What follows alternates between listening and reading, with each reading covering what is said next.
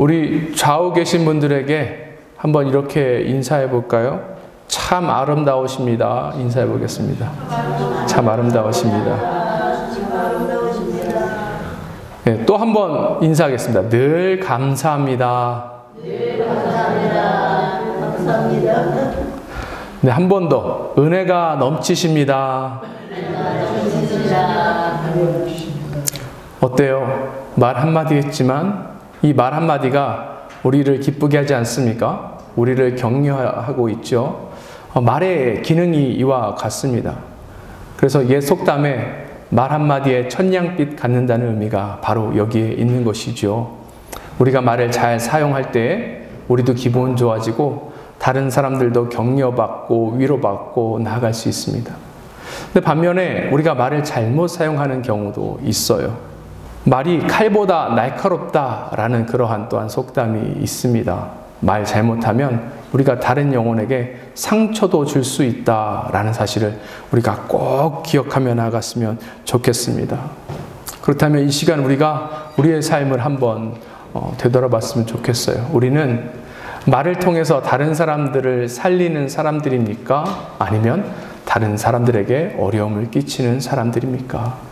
정직하게 우리의 삶을 되돌아보고 고치고 되돌려야 할 것이 있다면 그렇게 하며 나아갔으면 좋겠습니다.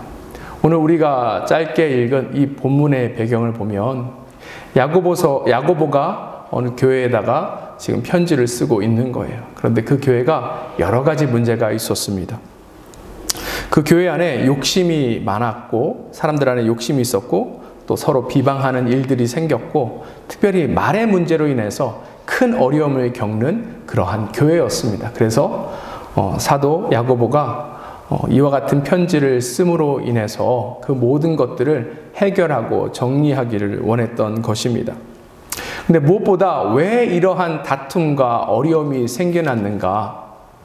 이 야고보서 초반에 보면 그 이유에 대해서 정확히 이야기하고 있습니다. 야고보서 1장 5절 말씀 함께 보도록 하겠습니다. 너희 중에 누구든지 지혜가 부족하거든 모든 사람에게 후히 주시고 꾸짖지 아니하시는 하나님께 구하라. 그리하면 주시리라. 교회에 왜 문제가 생겼다고요? 사람들 안에, 교회 안에 지혜가 없었습니다. 지혜가 없다 보니까 다툼이 생겨날 수밖에 없는 거예요. 문제가 지속될 수밖에 없는 것입니다. 문제가 생겼을 때 그것을 해결한다고 하는 그 접근 자체도 잘못되는 경우가 훨씬 많았다는 것입니다. 그래서 사도 야고보가 지금 뭐라고 이야기하는 거예요? 지혜를 먼저 구하라 라고 이야기하고 있습니다. 지혜를 그렇다면 우리가 어떻게 구할 수 있을까요? 주시옵소서 라고 기도하면 지혜 얻습니까? 우리가 그렇게 구하기도 하여야겠지만 구체적으로 하늘로부터 오는 지혜는 우리가 하나님의 말씀을 통해서 얻을 수 있는 것입니다. 하나님의 말씀이 우리에게 지혜를 주는 거예요. 하나님의 말씀이 우리 삶의 변화를 일으키게 된다는 것입니다. 하나님의 말씀이 온전히 우리 가운데 임할 때에 우리의 자세, 습관, 성품이 변하게 됩니다. 그럴 때 우리 안에 있던 어려움들이 해결되고 우리 삶 가운데 하나님께서 허락하신 그 복이 가득 넘치게 되는 거예요. 이 모든 것이 무엇인지 이 시간 자세히 한번 살펴보기를 원합니다. 첫 번째, 하나님의 말씀은 우리 삶의 자세를 변화시킵니다. 언어 습관이 굉장히 중요해요. 말 잘못하면 분란 일으킵니다. 19절 함께 보도록 하겠습니다. 내 사랑하는 형제들아 너희가 알지니 사람마다 듣기는 속히 하고 말하기는 더디하며 성내기도 더디하라. 지금 사도 야고보가 이와 같이 이야기한 이유는 사람들은 어떻게 한다는 거예요? 듣기는 더디하고 잘 안 듣고 말은 빨리 하고 성내는 것도 빨리 하기 때문에 지금 이렇게 이야기하는 것이죠. 지금 세 가지 명령을 이야기하는 것 같아 보입니다. 어떤 거예요? 듣기를 속히 하고 말하기는 더디하고 성내기도 더디하라 라고 이야기하지만 사실은 이 세 개가 하나입니다. 하나가 잘못됐을 때에 이와 같은 일들이 순차적으로 연속적으로 일어나기 때문에 그런 것입니다. 말을 빨리 하고 말을 잘못하는 이유는 듣지 않기 때문에 그렇다는 거예요. 그리고 듣지 않고 빨리 말하다 보니까 그 가운데 화가 나타난다는 거예요. 흥분하게 된다는 것입니다. 잠언서 14장 29절 함께 보도록 하겠습니다. 노하기를 더디하는 자는 크게 명철하여도 마음이 긴급한 자는 어리석음을 나타내느니라. 노하기를 더디하는 것, 이게 중요하다라고 이야기하고 있죠. 우리 19절을 다시 한번 보면 여기 중요한 부분이 성낸다는 거예요. 성낸다. 이것을 화를 낸다라고 우리가 표현할 수 있는데, 이 원어에 보면 이 단어가 오르게라는 단어로 쓰여 있습니다.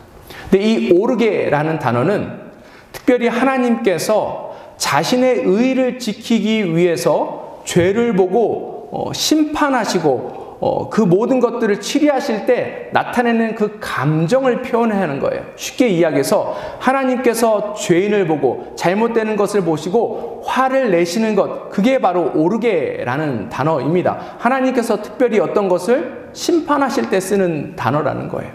그렇다면 이 말씀을 통해서 우리가 알 수 있는 것은 이 당시 성도들, 저희도 마찬가지겠지만 결국 우리가 분을 내고 화를 내는 이유가 무엇인가 하면 우리가 하나님의 자리에 앉아서 마치 하나님인 것처럼 어떤 사안에 대해서 판단하고 그것에 대해서 분을 내기 때문에 그렇다라는 것입니다. 예전에 여기 계신 분들이 학교 다닐 시절의 이야기입니다. 한국이 6.25를 겪고 굉장히 못 살았죠. 먹을 게 없었어요. 그래서 덜어는 먹을 것을 먹지 못해서 굶고 다니는 사람도 많았던 그런 시절입니다. 어떤 학생이 있었는데 너무나도 이 학생이 가난했던 거예요. 근데 가난한 학생들은 보면 늘 지각을 잘합니다. 선생님이 이 지각한 학생을 보고 화가 난 거예요. 아니, 가난하면 공부를 열심히 해가지고 성공해야 되는데 저렇게 게으르고 지각하고 그러면 어떤가 이런 생각이 들었는데, 이 지각한 학생이 선생님 앞에 왔는데 술 냄새가 나는 거예요. 그래서 선생님이 화가 나서 왜 그러는지 물어보지도 않고 아이를 두들겨 팼습니다. 그리고 밖에 나가서 손 들고 서 있으라 그랬어요. 나중에 선생님의 분이 풀리고 나서 왜 너 그렇게 사느냐 라고 물어봤을 때 이 학생이 눈물을 흘리면서 이렇게 이야기했다라고 합니다. 저희 아버지가 아프셔서 돈을 벌 수가 없고 동생들이 배고파해서 저는 양조장에 있는 술 찌꺼기를 가져다가 그걸 아이들에게 먹이고 그렇게 학교를 오는데, 오늘 그 양조장에 문제가 생겨서 술 찌꺼기를 늦게 주는 바람에 동생들 밥 먹이고 오느냐 늦었습니다. 제가 술을 먹어서 그런 것이 아니고 술 찌꺼기로 배를 채우다 보니까 술 냄새가 나게 된 것입니다. 이렇게 이야기했다라고 합니다. 그 선생님이 그 얘기를 듣고 후회했겠죠. 우리가 이와 같은 경향이 있는 거예요. 그 사람이 어떤 상황과 환경에 있는지 모른 채 우리는 그 사안만 보고 화가 나서 그 사람에게 화를 내고 정죄하고 그런 일들이 우리 가운데 많다라는 것입니다. 근데 중요한 게 있습니다. 무엇인가 하면 사실 이 말씀은 인간관계에 있어서 필요한 지혜를 이야기하는 것일 수도 있지만 이게 또 하나님과의 관계를 나타내기도 합니다. 우리가 다른 사람이랑 화목하고 다른 사람과 관계를 잘하면 그 사람들은 하나님과의 관계도 잘할 가능성이 있어요.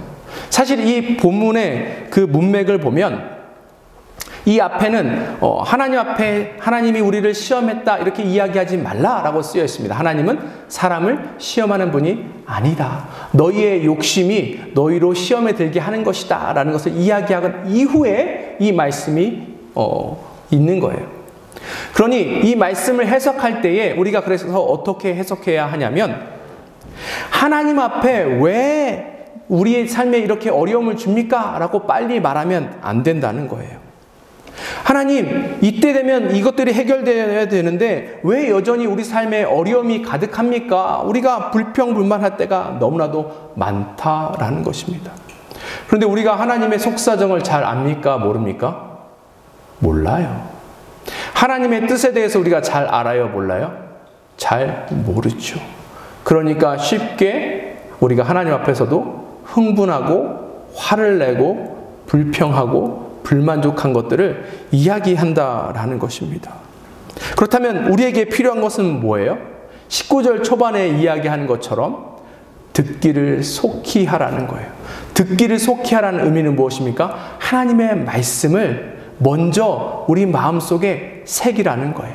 그 말씀을 잘 들으라는 것입니다. 하나님의 말씀을 우리가 온전히 접하며 나아갈 때에 그 가운데 하나님의 뜻을 알 수 있지 않겠습니까? 하나님의 마음을 알 수 있지 않겠어요?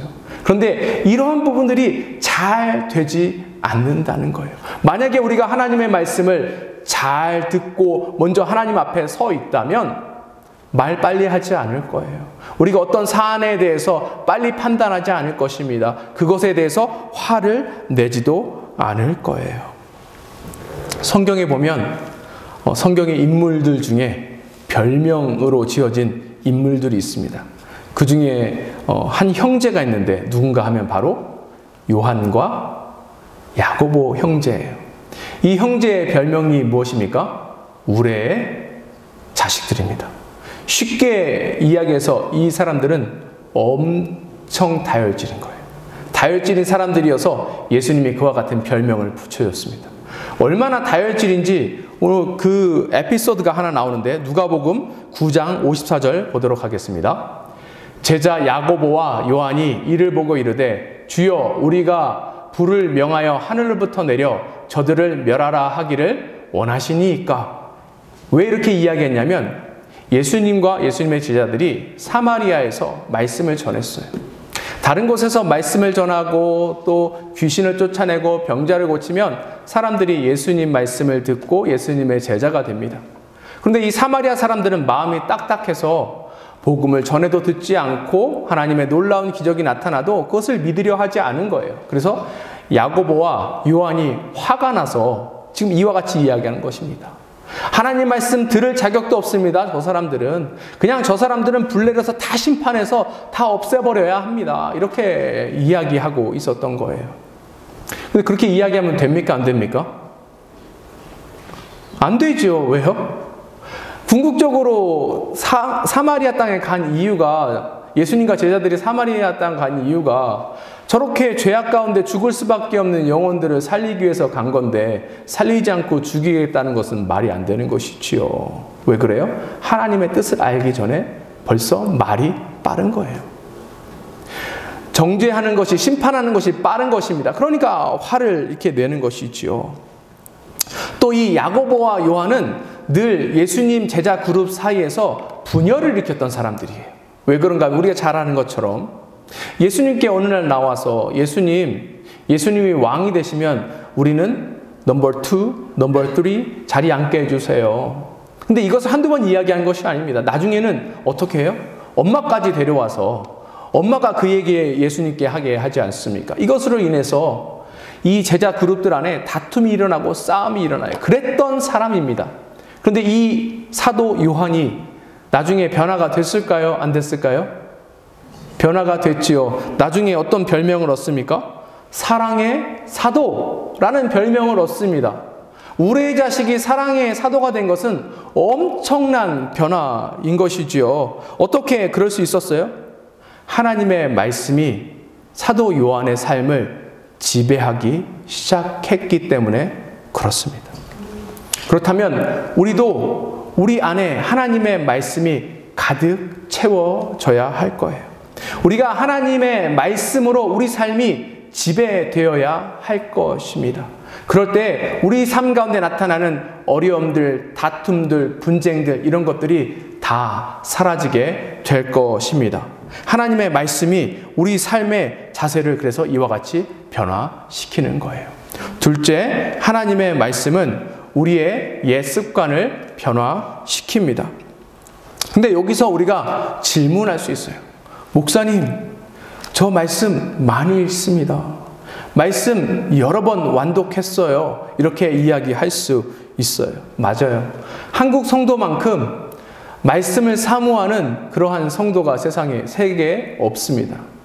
우리 민족의 고유의 그 좋은 부분인 거예요. 말씀을 얼마나 사모했냐면 1900년대 초반에 예수님 믿었던 우리 신앙의 그 조상들도, 선배들도 농번기가 끝나면 사경회, 이 사경회는 부흥회랑 좀 다릅니다. 말씀 듣고 싶어서 먼 지역부터 며칠씩 걸어가서 며칠씩 그렇게 사경회에 참여하고 그랬어요. 그 사경회로부터 시작된 부흥이 우리가 잘 알고 있는 1907년 평양 대부흥 운동 아닙니까? 우리 그만큼 하나님의 말씀을 사모하는 그러한 성도들입니다. 그런데 문제는 뭐예요? 우리가 말씀을 사모하고 말씀을 많이 읽는데 삶의 변화가 없다라는 거예요. 분명히 앞에 하나님의 말씀이 가득 채워지면 삶이 변한다라고 이야기하고 있는데 왜 우리는 하나님의 말씀이 우리 곁에 있음에도 불구하고 삶이 변화되지 않을까요? 그 이유가 있습니다. 그것이 무엇인가 하면 말씀을 우리가 받기 전에 우리가 먼저 버려야 할 것이 있다는 거예요. 21절 보도록 하겠습니다. 그러므로 모든 더러운 것과 넘치는 악을 내버리고 너희 영혼을 능히 구원할 바 마음에 심어진 말씀을 온유함으로 받으라. 여기 보니까 무엇을 버리래요? 모든 더러운 것, 넘치는 악, 이것을 내어 버리라 라고 이야기하고 있습니다.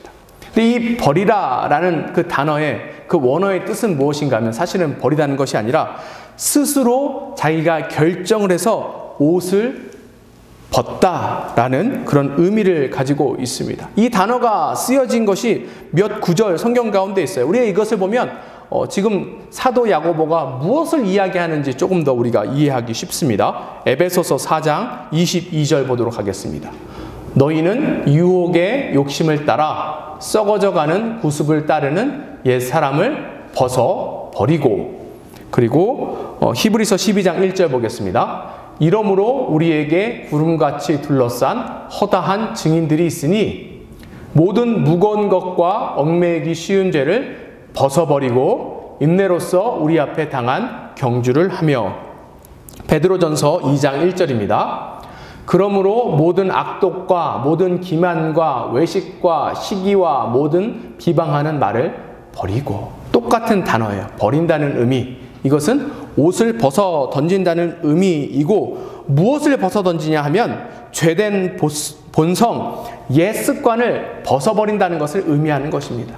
쉽게 한 단어로 요약하면 회개하라 라는 말을 지금 하고 있는 거예요. 그런데 우리가 이것을 볼 때 자세히 봐야 할 부분이 있습니다. 중요한 것은 벗는 행위가 아니에요. 우리가 벗는 행위에 초점을 맞추면 안 됩니다. 옷을 우리 스스로도 벗을 수 있지만 누군가의 강요와 강압 때문에도 벗을 수 있는 것 아닙니까? 그렇죠. 옷 벗어. 누가 실내에서 두꺼운 옷을 입고 있어. 벗어. 이렇게 이야기할 수도 있고, 지금 이 옷은 이 분위기에 어울리지 않으니까 벗어 라고 누가 강요할 수도 있습니다. 그래도 벗는 거예요. 그런데 지금 성경에서 이야기하고 있는 것은 무엇을 이야기하냐면 스스로가 결정해서 자기가 벗는 것을 이야기하고 있는 것입니다. 즉 마음의 자세에 대해서 이야기하고 있는 거예요. 우리가 하나님의 말씀을 받는다라고 이야기했는데, 하나님의 말씀을 받으면 그 하나님의 말씀을 어디에다가 저장합니까? 어디에 저장해요? 마음속에 저장하잖아요. 그런데 하나님 말씀이 마음에 들어갈 그 자리가 지금 없는 거예요. 그래서 지금 사도 야고보가 그 마음속에 먼저 자리 잡고 있었던 것을 다 내어서 버리라 라고 이야기하고 있는 것입니다. 마음 안에 쓴뿌리를 다 버리라는 거예요. 마음 안에 악한 마음을 다 버리라는 거예요. 마음속을 텅 비워 놔야 된다고 이야기하는 것입니다. 그래야 하나님의 말씀이 그 마음속에 들어갈 자리를 얻게 되기 때문에 그러는 거예요. 어떤 시인이 나쁘다라는 단어의 어원에 대해서 이야기한 적이 있습니다. 꽤 설득력이 있었어요. 나쁘다라는 단어가 있는데 왜 나쁘다라는 단어로 표현됐냐면 그 어원이 나뿐이다로부터 나왔대요. 나뿐인 것은 나쁜 거예요. 왜요? 나뿐인 것은 selfish한 거죠. 사람들이 selfish, 자기만 아니까 문제가 되는 것 아닙니까? 특별히 공동체에서도 그런 거예요. 나만 아니까 문제가 되는 것입니다. 우리가 비행기를 탔을 때 어떤 승객이 오면 야, 이제 큰일 났다 이런 생각이 듭니다. 어떤 승객이 탈 때 그렇게 이야기를 해요? 어린 아이가 타면 그렇습니다. 분명히 이 아이가 계속해서 울어 제낄 텐데 야, 이제 너무 힘들겠다 이런 생각이 듭니다. 근데 그런 생각이 왜 들어요? 나뿐만 아니까, 나만 아니까 그러는 거예요. 아이가 힘들고 어렵겠죠. 어른들도 비행기 타고 장시간 이동하는 거 어려운데 아이들은 얼마나 어렵겠습니까? 그리고 우리도 그와 같은 아이들을 키우기도 하고 그러한 손주들도 있는데 만약에 그렇게 생각한다면 그런 마음 바로 들지 않겠지요. 우리 안에 나뿐인 이 마음을 우리가 이제는 다 벗어 던졌으면 좋겠습니다. 그래야 하나님의 말씀이 들어와서 일하기 시작하는 거예요. 하나님의 말씀이 일할 공간을 우리가 열어놔야 합니다. 어떨 때는 이것이 잘 되지 않으면 삶이 힘들고 어려움에도 불구하고 말씀이 그의 어려운 삶을 위로하지 못할 때가 있어요. 제가 쭉 살펴보니까 너무나도 깊은 상처 때문에 그 마음에 쓴뿌리가 생기고 견고한 진이 생긴 사람들은 하나님의 말씀이 일하지 않더라는 것입니다. 그 상처 때문에 억울한 마음이 늘 가득하지요. 또 그 안에 분함이 늘 가득합니다. 괴로움이 가득해요. 그곳에는 하나님의 말씀이 일하려고 해도 일할 수가 없는 거예요. 그럴 경우엔 신앙생활 오래 해도 말씀을 오래 읽는다고 이야기해도 영적으로 잘할 수가 없습니다. 하나님은 우리의 마음속에 들어오시길 원하십니다. 우리 마음속에서 일하시길 원하세요. 그러기 위해서는 우리가 뭘 해야 돼요? 우리 안에 있는 옛 습관, 죄된 본성, 악독, 이 모든 것들을 내어 던져야 합니다. 그럴 때 하나님의 말씀이 우리 안에 임하게 되고 그 말씀이 임할 때에 우리의 마음이 커질 뿐만이 아니라 우리가 영적으로도 더욱더 성장해 나아갈 줄 믿습니다. 하나님의 말씀이 우리 삶의 자세를 변화시켜요. 그리고 우리의 옛 습관을 변화시킵니다. 그리고 하나님의 말씀이 우리의 성품을 변화시킵니다. 다시 앞에 화를 내는 것, 분내는 것, 성내는 것에 대해서 돌아가서 한번 이야기해 보기를 원합니다. 앞에 제가 성내는 것, 화내는 것은 왜 나쁘다고 이야기했습니까? 우리가 하나님의 자리에 앉기 때문에 이것이 나쁘다라고 이야기하고 있습니다. 이것이 그래서 위험하다라고 20절에 분명히 이야기하고 있어요. 20절 보도록 하겠습니다. 사람이 성내는 것이 하나님의 의를 이루지 못함이라. 맞아요. 어느 형태로든지 우리가 화를 내면 그 순간에 하나님의 의를 이루지 못하는 것은 맞습니다. 우리가 공동체 안에서도 그렇고 가정에서도 그렇고 누군가 잘못했지만 그 사람에게 화를 내는 순간 상황이 더 어려워지고 이상해지는 것을 우리가 기억하고 목격한 적이 있지 않습니까? 왜 그런가 하면 하나님께서는 어떤 이슈가 있어도 문제가 있어도 그걸 통해서 어떤 일을 하시길 원하시는데 우리가 먼저 결정해서 어떤 일을 하는 순간 하나님의 뜻을 방해하는 거예요.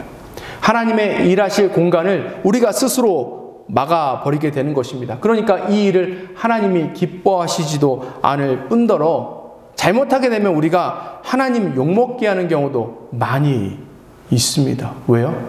이 성내는 것, 화내는 것을 잘 다스리지 못하기 때문에 그래요.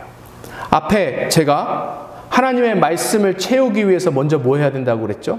우리 안에 있는 잘못된 것을 다 내어 버리라 그랬죠. 근데 그 이후에 다시 무언가를 채워야 합니다. 21절 후반부 볼게요. 너희 영혼을 능히 구원할 바 마음에 심어진 말씀을 온유함으로 받으라. 뭘 채우라는 거예요? 말씀을 채우라는 것입니다. 근데 여기 근데 표현을 보면 조금 재미난 표현이 있어요. 뭐라고 쓰여져 있냐면 마음에 심어진 말씀 이렇게 표현하고 있습니다. 이 얘기는 무슨 얘기예요? 이미 말씀이 그 안에 있다라는 것입니다.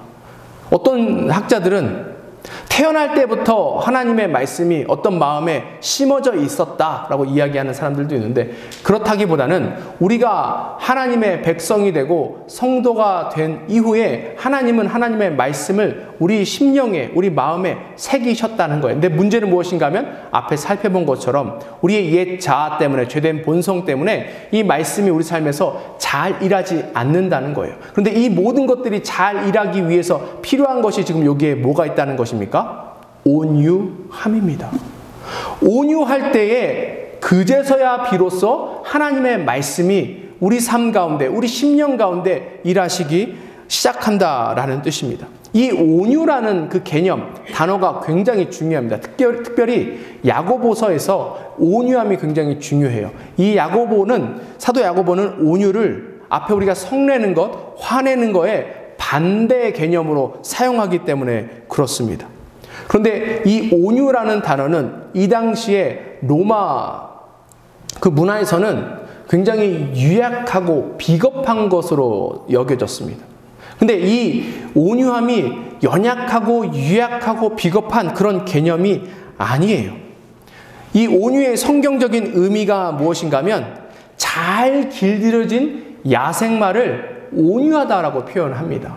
그 이야기는 무엇인가 하면 누군가에 의해서 통제된 힘을 온유함이라고 이야기하는 거예요. 그러니 온유한 것은 약하거나 유약한 것이 아닙니다. 오히려 그 안에는 열정이 있어요. 큰 힘이 있어요. 그런데 자기 마음대로 자기 뜻대로 하는 것이 아니라 하나님 앞에 그 모든 것들이 컨트롤 되어 있는 것입니다. 하나님께 컨트롤 되어 있으면 그 힘이 온유함으로 나타나는 것이고, 하나님께 컨트롤 되지 않으면 그 힘은 분내고 성내고 화나는 것으로 나타난다는 것을 지금 성경이 이야기하고 있는 거예요. 이 온유는 굉장히 중요합니다. 왜냐하면 이 온유가 성령의 열매 중에 하나죠.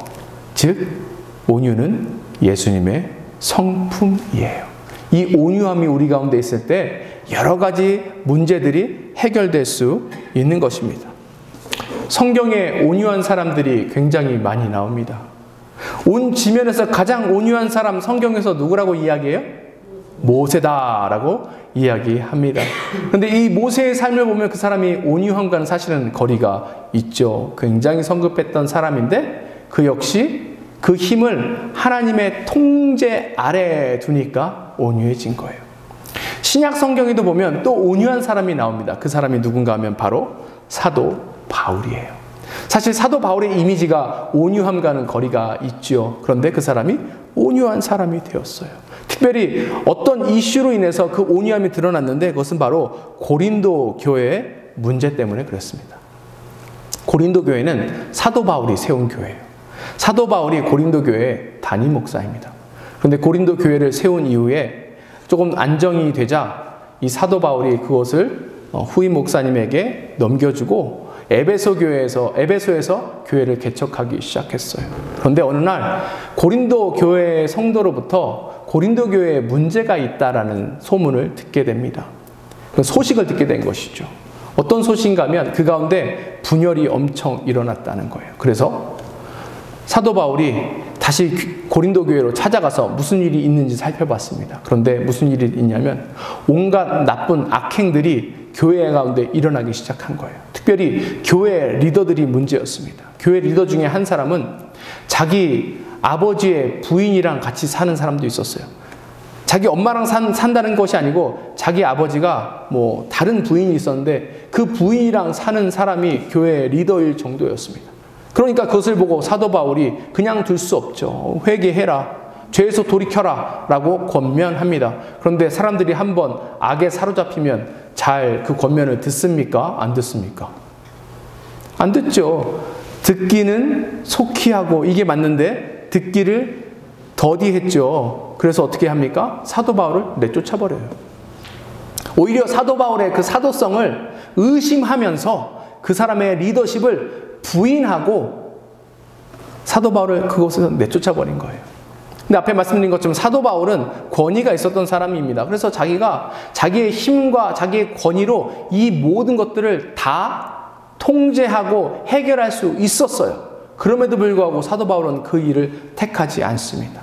오히려 사도 바울은 이 일을 놓고 하나님 앞에 기도하고 무려 이 고린도 문제를 해결하기 위해서 4번이나 편지를 쓰고 여러 번 그곳을 방문하고 그렇게 애쓰며 나아갑니다. 왜요? 하나님의 방법대로 이 모든 것들을 하길 원해서 그런 거예요. 그런데 그 이후에 변화가 됐어요. 고린도후서 10장 1절 보도록 하겠습니다.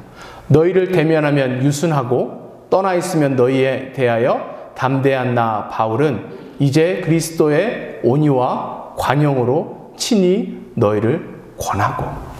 사도 바울은 끊임없이 온유하게 이 사람들에게 대하며 나아갔던 것입니다. 사실 이것은 사도 바울의 스타일과는 다르죠. 사도 바울이 예전에 교회를 핍박할 때의 모습을 보면 어떻습니까? 말이 빠른 사람이에요. 행동이 빠른 사람이에요. 스데반이 돌 맞아 죽을 때 그 맨 앞자리에 있던 사람이고 또 다메섹에 있는 성도들을 다 잡아가기 위해서 그렇게 나섰던 사람인데 그가 변화돼서 온유함으로 사람들에게 나아가는 거예요. 그러니까 놀라운 일이 벌어지기 시작합니다. 고린도 교회에 있는 사람들이 변하기 시작했어요. 무엇을 보고 변화됐냐? 사도 바울의 온유함을 보고 변화되기 시작했습니다. 쉽게 이야기하자면 사도 바울 속에 임하고 있는 그 온유한 성품을 통해서 일하고 계시는 하나님을 사람들이 경험하기 시작한 거예요. 그 결과 사람들이 하나님 앞에 무릎을 꿇고 자기의 잘못된 것을 고치고 끝까지 회개하지 않은 사람들을 교회에서 내쫓고 다시금 교회가 건강하게 나아갈 수 있게 된 것입니다. 온유가 그래서 우리 삶 가운데 필요한 거예요. 우리가 온유할 때에 하나님께서 우리 삶 가운데 일하십니다. 우리의 일을 통해서 하나님께서 일하시는 방법은 하나님의 통제 아래 우리의 힘을 둘 때라는 사실을 우리가 기억하며 나아갔으면 좋겠습니다. 그런데 뭐에 통제될 거예요? 하나님의 말씀에 통제되어야 합니다. 우리가 하나님의 말씀에 통제될 때 우리가 온유함을 드러낼 수 있어요. 이 온유함을 통해서 하나님께서 우리 삶 가운데 놀라운 일을 하실 줄 믿습니다. 말씀을 마무리하고자 합니다. 우리 삶에 어떠한 이슈들이 생길 때가 있죠. 문제가 생길 때가 있습니다. 그러면 참 말 빨리 합니다. 판단을 얼마나 빨리 하는지 몰라요. 주의해야 합니다. 왜냐하면 그 가운데는 분노가 쌓이게 돼요.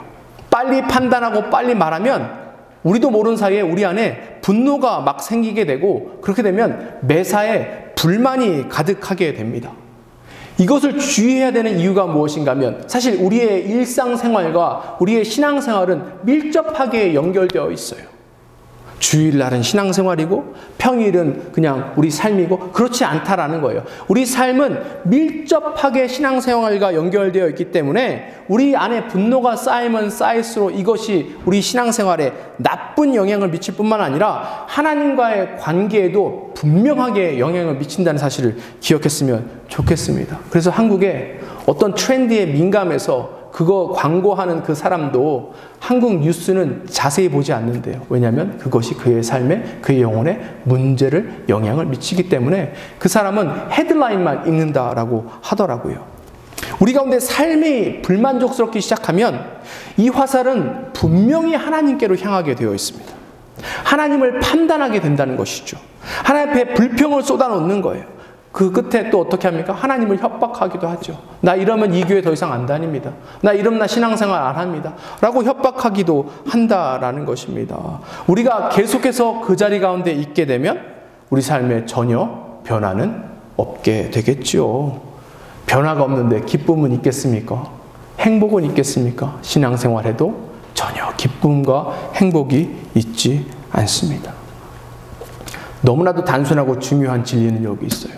우리가 만나면 변화됩니다. 누군 좋은 사람을 만나도 변화되는데 하물며 우리가 하나님을 만나면 당연히 그의 인생이 변화되겠죠. 특별히 하나님의 말씀을 우리가 온전히 만날 때 우리의 심령이 변화된다라는 사실을 기억하며 나갔으면 좋겠어요.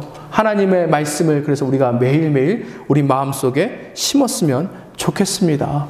하나님의 말씀이 우리 삶 가운데 일하기 시작하면 우리의 자세가 바뀌는 거예요. 우리의 옛 습관이 바뀝니다. 우리의 성품이 바뀌기 시작합니다. 여기에는 놀라운 은혜가 그래서 가득 넘치게 되는 거예요. 중요한 건 뭐예요? 결단했으면 좋겠습니다. 우리가 결단했으면 좋겠어요. 이제는 이것으로 만족하지 않으니까 우리가 한번 바뀌어 봐야겠다. 우리의 인생이 변화됐으면 좋겠다라고 결단하고 의지를 가지고 이 시간 가운데 하나님 앞에 그렇게 간절히 나아갔으면 좋겠습니다. 하나님 말씀을 듣는 시간을 그래서 우리가 더욱더 확보했으면 좋겠어요. 그 장소로 나아갔으면 좋겠습니다. 하나님의 말씀이 우리 삶을 통제할 수 있게 해달라고 그렇게 나아갔으면 좋겠습니다. 매일매일 이와 같이 변화된 삶 가운데에 하나님의 영광이 가득 넘칠 줄 믿습니다.